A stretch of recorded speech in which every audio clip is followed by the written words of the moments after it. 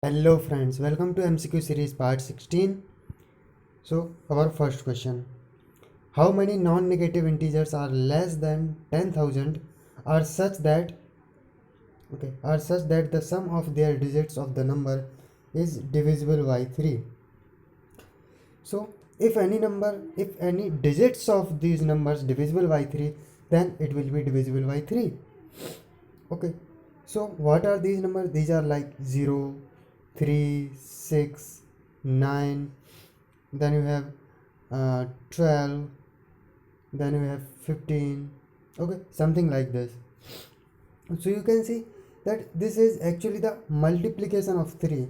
3 into divided by 1, 3 multiplied by 1, then multiplied by 2, 3, 4, 5, like this. So it is actually making a progressive series. Okay जिसको कि समांतर श्रेणी हिंदी में कहते हैं. Okay so it is forming a series and the last term of that series will become what your 9999 4 times 9. This will become your last integer that is divisible by 3, and their digits, some of their digits are divisible by 3. So if a series occurs, then we can use the formula like this. So this is the formula, and what it is saying, that the last term, if last term is 9999 as we know, then the formula is this, where a is the first, that is 0, n is equal to number of digits which we have to find out, and d is the difference in them. So difference is of 3, like 0, 3, 9, 6, 9. So difference is 3. So we will put the value of d, value of a is 0, value of b is 4 times 9, and hence we can calculate the value of n. So here the value of n will be your 3334. So fourth option will be your right answer. Now second question is the diagram showing the O18 O16 ratio of the foraminiferal test in a marine sediment core.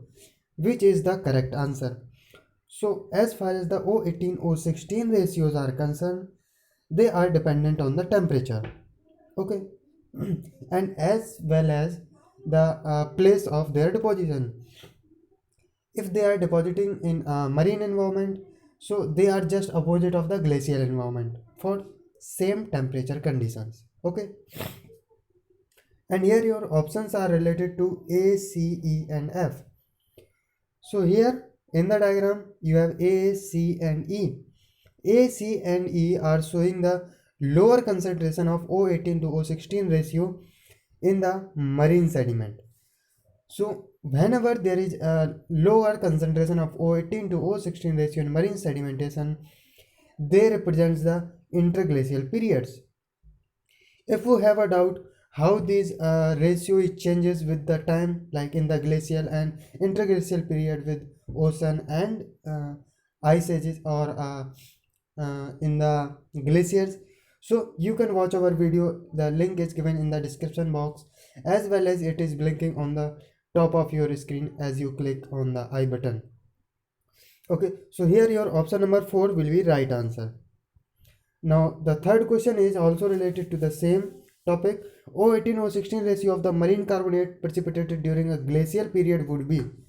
So for a glacial period, during marine carbonates, okay, in the glacial period, marine formations will have a lower compared to, sorry, will have the higher O18 to O16 ratio. As in the glacial period, O16 evaporated easily, so O16 decreases, and hence the value of O16 to O18 to O16 will increases in the marine, and they will precipitate on the continent and on the glacial region. So in the glacial region, O16 will increase.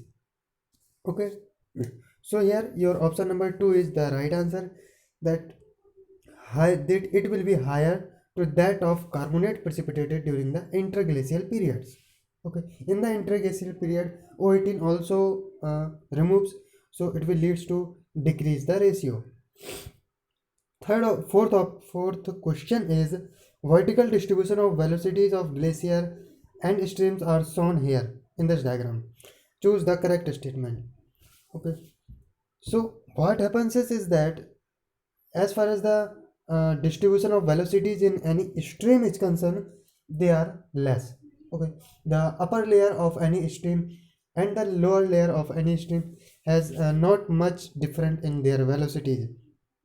But as far as the glaciers are concerned, glacier have drastically different, what we can say, different distribution of velocities. Like if you will see the surface of that glacier, the velocity is low, and as you move upward, the velocity increases more rapidly than compared to the stream velocity. So here option number 1 will be your right answer, that A goes with the stream channel as the velocity difference is less, and B will go with the glacier as the velocity difference is high. Okay, so here first option is your right answer. Now fifth question is, it is known that long-term climate changes such as ice ages are caused by the change in the orbital parameter of Earth. Which on the following causes changes in the solar radiation received in a year by the Earth as whole? Eccentricity, obliquely or tilt of the Earth axis, precession of the equinox, season of occurrence of perihelion. So it is the eccentricity which decides the annual receiving of the solar radiation. Okay, for example, if you have a sun like this, and if your eccentricity is like 0, then you will receive the